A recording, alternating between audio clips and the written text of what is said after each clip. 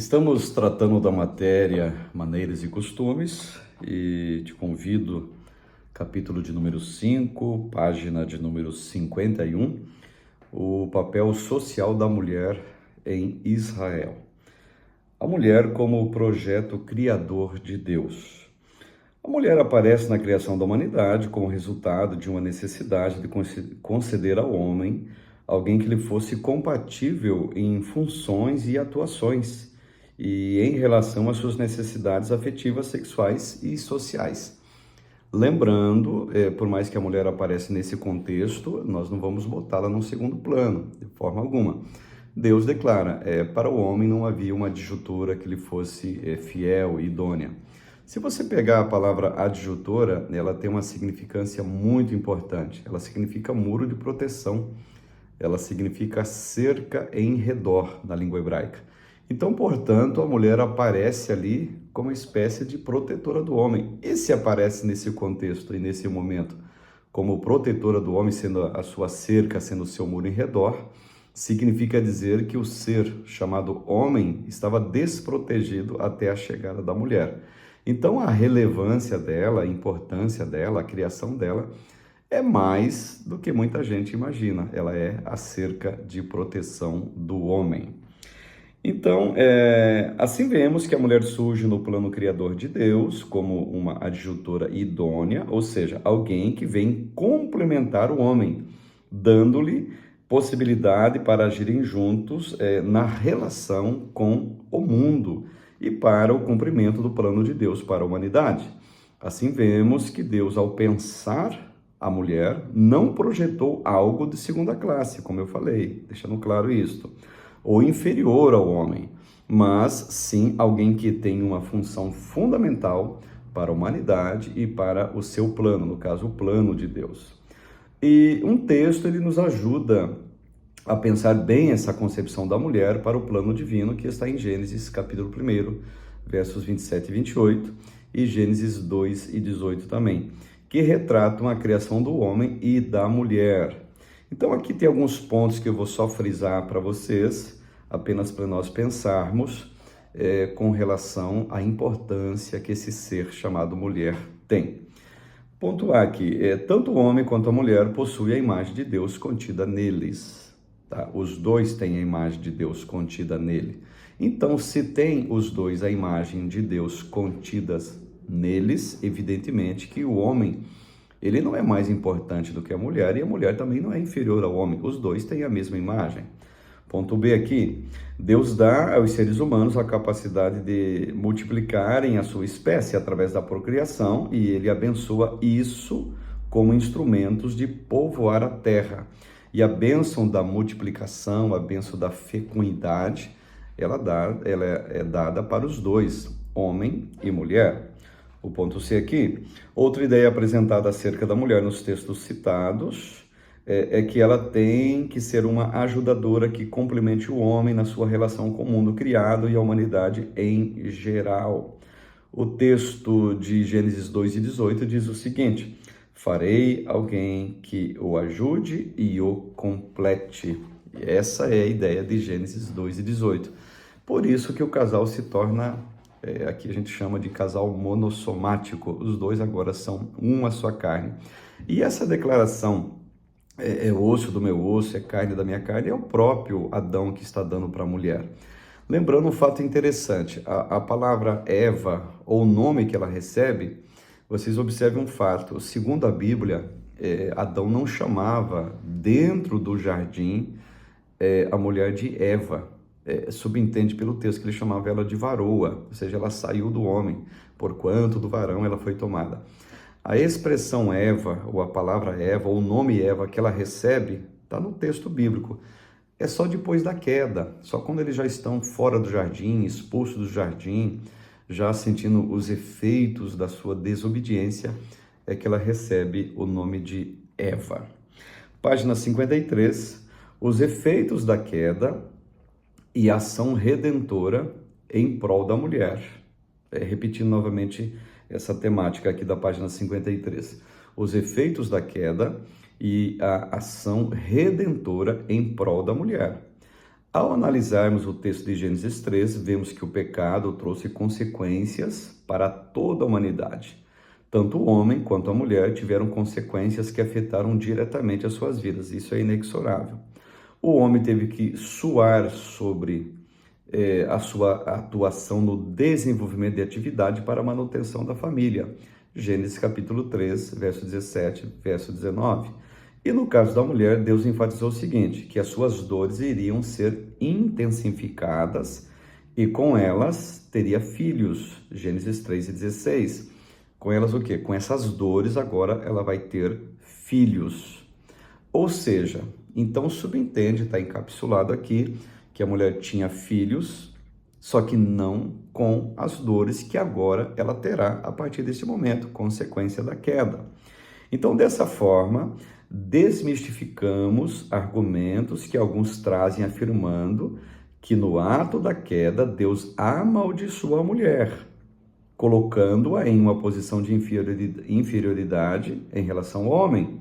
Vemos, sim, que ela sofreu consequências em seu cotidiano e em sua função biológica de gerar filhos, assim como o homem, que por sua desobediência, sofreu consequências em seu cotidiano também. No entanto, nesse cenário de queda, vemos Deus trazer para a humanidade a possibilidade de redenção, através do fruto do ventre da mulher. O texto sagrado traz a afirmativa que é através do fruto do ventre da mulher que viria a redenção da humanidade. Ou seja, é uma alusão, é uma afirmativa indicando Gênesis capítulo 3, versículo de número 15, um texto muito conhecido. Então aqui alguns pontos eu quero lembrar para vocês. A mulher não foi amaldiçoada em relação ao homem. Ambos receberam penalidades com relação à sua desobediência. E a humanidade sofre o mesmo caos que Eva recebeu e que Adão também recebeu. Mas a redenção também foi prometida no Jardim do Éden, tida aqui como a primeira promessa messiânica, ou a primeira citação, ou a primeira alusão messiânica bíblica, que é Gênesis 3:15, onde sim tem a participação ativa da mulher nessa redenção. Ora, por quê? Porque a semente que viria seria semente de mulher. E o texto diz: farei que haja inimizade entre você e a mulher, falando para a serpente agora, né? E entre a sua descendência e a descendência dela. Ele lhe ferirá a cabeça e você lhe ferirá o calcanhar. Então, isso aqui é uma penalidade para a serpente. A fala, isso aqui é para a serpente, no caso, né? Farei que haja inimizade entre você e a mulher. Ora, com quem que Deus está decretando isso, falando isso, informando? Para a serpente. Então, da semente da mulher viria a redenção. Da semente da mulher, evidentemente, viria a inimizade com a semente da serpente. Ou seja, o bem estaria em inimizade contra o mal. Promessa messiânica, é claro. A mulher é vista sob a perspectiva da lei. A lei mosaica trazia inúmeras referências acerca da mulher, no caso. Nessa, destacavam-se formas como deveria ser o seu trato com os demais indivíduos em relação à família, responsabilidades sociais e cuidado com a quebra de padrões morais religiosos. Então, dentre esses princípios legais da lei, agora com relação à mulher, podemos destacar os que promoviam uma relação de igualdade entre os homens e as mulheres, proporcionando uma relação de justiça entre os sexos. Podemos citar os casos relacionados ao dever. Letra A, honrar pai e mãe. O dever de que os filhos tinham de obedecer e não amaldiçoar os pais, sob pena de punição. Caso um casal fosse pego em adultério, os dois deveriam sofrer punição severa, que seria o apedrejamento. Então, nesse último caso, vemos como o patriarcalismo, muito comum em Israel, fez com que a regra original fosse alterada, promovendo uma situação de desigualdade social e de gênero na sociedade judaica.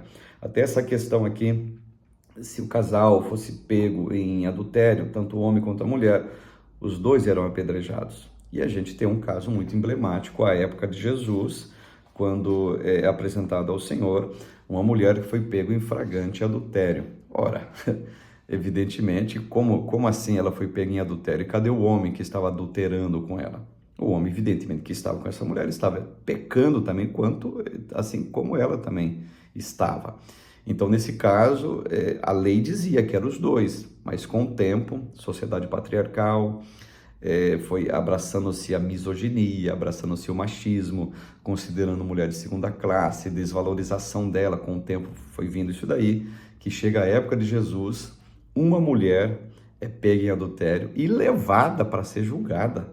E é interessante que o pessoal chega para Jesus e diz: Senhor, na lei de Moisés ela tem que morrer. Não, é verdade, estava escrito na lei que quem fosse pego em flagrante adultério, sim, tinha que morrer por apedrejamento.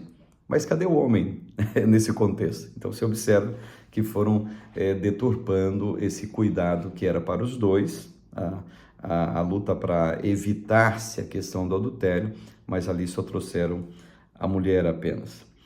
A mulher pensada a partir do Antigo Testamento, página 54. O plano de Deus para a humanidade sempre teve como relevante a participação da mulher. Durante toda a narrativa bíblica, identificamos mulheres que se destacaram e contribuíram ativamente para a ampliação e concretização do plano redentor de Deus para a humanidade. Como exemplo, podemos citar casos de mulheres que tiveram efetiva participação no plano redentor, assim como destacaram-se no desempenho de uma vida virtuosa. E aqui nós vamos citar o nome de algumas. Raabe, dispensa comentários o que essa mulher fez, Ruth, Débora e Esther. Então, a mulher pensada no Antigo Testamento, destacando essas quatro que agora citamos, não preciso nem explicar o que elas fizeram de bom com relação ao plano redentor e preservador, principalmente do povo judeu. O caso de Esther é um caso muito emblemático, muito específico, dispensa até comentários o que elas fizeram, como foram importantes, pensando no papel da mulher a partir do Antigo Testamento. E a mulher, página 55, a mulher pensada a partir do Novo Testamento. Na narrativa bíblica do Novo Testamento, vemos como a atuação das mulheres continua relevante e em destaque. No entanto, temos que enfatizar que as interpretações rabínicas continuaram muito presentes no contexto social e religioso de Israel.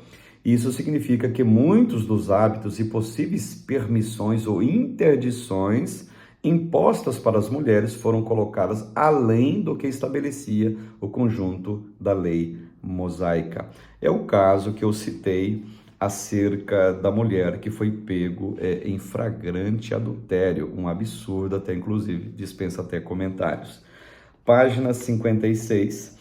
Este cuidado, com relação a mulheres, foi demonstrado durante todo o seu ministério de Jesus, no caso. Elas ganham destaque e valorização social a partir de suas falas e da oportunização de engajamento em seu ministério.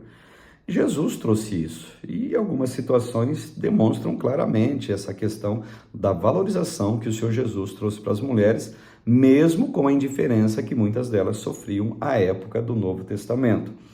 Exemplo, quando se compadece da situação trágica da viúva de Naim, é um exemplo, ao dar atenção e cura para a mulher do fluxo de sangue. Inclusive, essa mulher do fluxo de sangue, Marcos capítulo 5, é a única mulher na Bíblia que Jesus chama de filha. É bom lembrar essa questão. Quando dedica tempo e ensina na casa de Marta e Maria, irmãs de Lázaro, demonstrou cuidado e quebrou padrões culturais equivocados quando permitiu que uma mulher lavasse e beijasse seus pés. Conversou publicamente com mulheres marginalizadas socialmente, nos casos da mulher samaritana e da mulher adúltera. Considerou como relevante a colaboração de mulheres em seu ministério, sejam como sustentadoras, mensageiras e até hospedeiras. Então, essa postura não parou em Jesus. O comportamento dos irmãos da igreja primitiva em Atos destacava o fato de que as mulheres deveriam ser reconhecidas, valorizadas e atuantes na igreja que nascia após o Pentecostes.